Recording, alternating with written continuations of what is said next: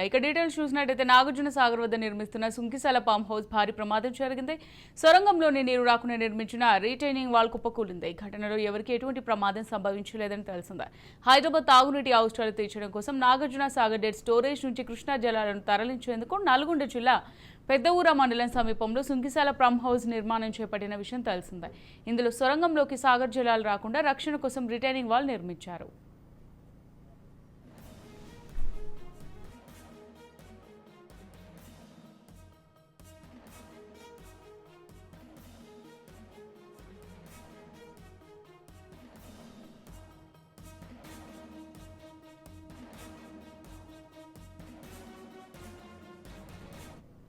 ఇటీవల నాగార్జున సాగర్కు భారీ వరద వచ్చి చేరడంతో రక్షణ కూడా ఒత్తిడికి గురై ఒక్కసారిగా కుప్పకూలింది. దీనికి సంబంధించిన వీడియోలు ప్రస్తుతం సోషల్ మీడియాలో చక్కర్లు కొడుతున్నాయి. పంప్ హౌస్ నిర్మాణంలో షిఫ్ట్కు 100 మందికి పైగా 3 షిఫ్టులో కార్మికులు పనిచేస్తుంటారు. ఘటన జరిగిన సమయంలో కూలీలు షిఫ్ట్ మారడానికి వెళ్లడంతో ఘోర ప్రమాదం తప్పింది. ఈ ప్రమాదం జరిగి దాదాపు వారం దాటినా అధికారులు బయటకు వెల్లడించకపోవడం పలు అనుమానాలకు తావిస్తోంది. ఈ విషయం పట్ల అధికారులపై తీవ్ర విమర్శలు వెల్లువెత్తుతున్నాయి. నిర్మాణ సంస్థ అవగాహన లోపం వల్ల ప్రమాదం జరిగి ఉంటుందని పలు ఆరోపణలు వినిపిస్తున్నాయి.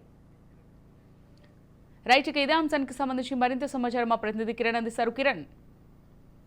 అమూల్య, ఏదైతే నాగార్జున సాగర్ ప్రాజెక్టు నుండి నాగార్జున సాగర్ నీటి మట్టం డెడ్ స్టోరేజ్కి చేరుకున్నప్పుడు హైదరాబాద్ చుట్టూ వాటర్ అందించేందుకు గాను గత ప్రభుత్వము సుంకిశాల వద్ద ఒక పంప్ సెట్ ను నిర్మించడం జరుగుతుంది.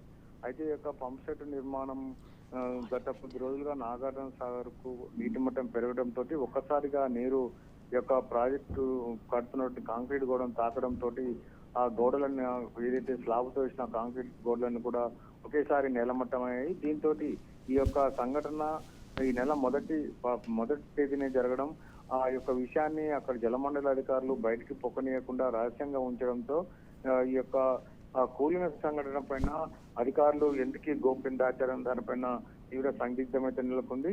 అయితే ఈ యొక్క ప్రాజెక్టు సుంకిశాల పథకంలో భాగంగా హైదరాబాద్ కు నీటిని తరలించేందుకు గాను ఈ యొక్క సాగర్ నీటిని డెడ్ స్టోరేజ్ ఉన్నప్పటికీ కూడా తాగునీటి అవసరాల కోసం యొక్క సుంకిశాల వద్ద అయితే ఈ యొక్క ప్రాజెక్టును నిర్మించడం జరుగుతుంది. మొత్తానికైతే ఇక్కడ కూలిన సమయంలో అక్కడ షిఫ్ట్ సిస్టమ్ లో పనిచేసే కార్మికులు షిఫ్ట్ ముగియడంతో అక్కడి నుంచి వెళ్ళిపోవడంతో పెద్ద ప్రమాదమే జరిగిందని చెప్పవచ్చు. దాదాపు ఒక షిఫ్ట్ లో దాదాపు ఒక 100 మంది దాకా పనిచేయడం జరుగుతుంది.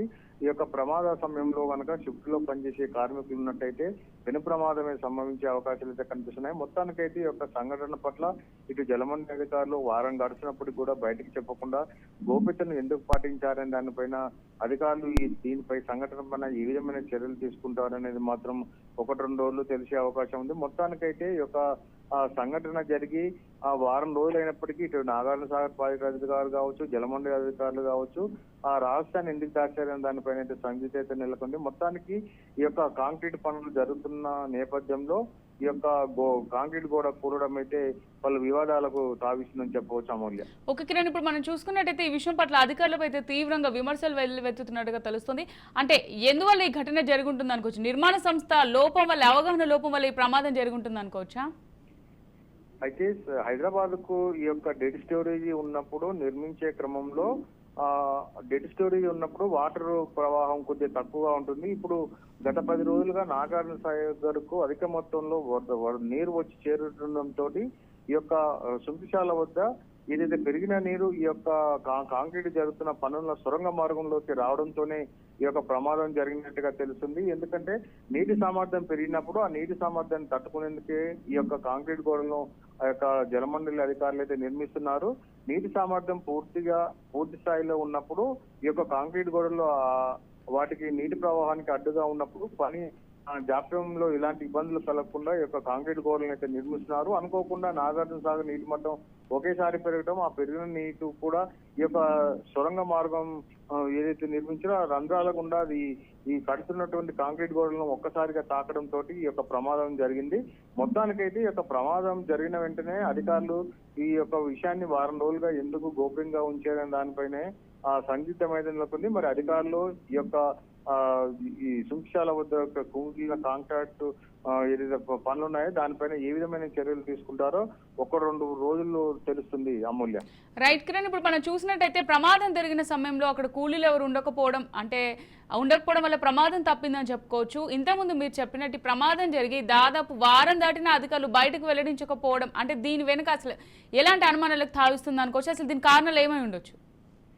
అయితే ఏదైతే ఈ యొక్క పనులు జరుగుతున్నాయో ఇది నాగార్జున సాగర్ ఆయకట్టుకు దూర ప్రాంతంలో ఉంటుంది. ఇక్కడికి ఎవరికి కూడా ఇటు మీడియాకి కానీ అటు రక్షణ అధికారులు పర్మిషన్ తీసుకొని మాత్రమే వెళ్లాల్సి ఉంటుంది. ఇక్కడ కేవలము కూలీలు మాత్రమే షిఫ్ట్ పనుల్లో భాగంగా 3 షిఫ్టుల్లో పనిచేస్తూ ఉంటారు. ఒక షిఫ్ట్ లో దాదాపు 100 మంది పనిచేస్తుంటారు. ఈ యొక్క షిఫ్ట్ ముగిసిన తర్వాత ఇంకొక షిఫ్ట్ పనిచేసే కార్మికులు రావాల్సింది. ఈ సమయంలోనే ఈ యొక్క నీరు ఇందులోకి వచ్చి చేరడంతో ఒక్కసారిగా ఈ యొక్క కాంక్రీట్ గోడలు కూలినాయి.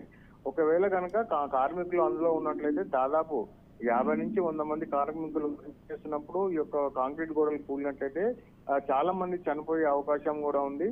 ఈ యొక్క విషయాన్ని అధికారులు వారం రోజులు గడిచినప్పుడు కూడా ఇటు మీడియాకి కానీ ఇటు పై అధికారులు కానీ తెలియజేది ఈ యొక్క విషయాన్ని గోప్యంగా ఉంచారు.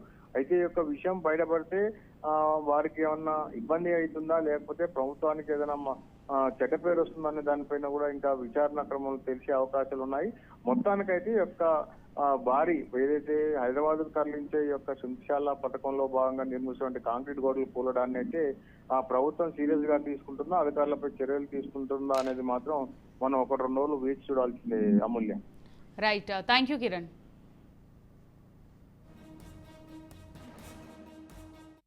हट जाओ यहाँ से हट जाओ इधर हट जाओ डायरेक्ट हो गया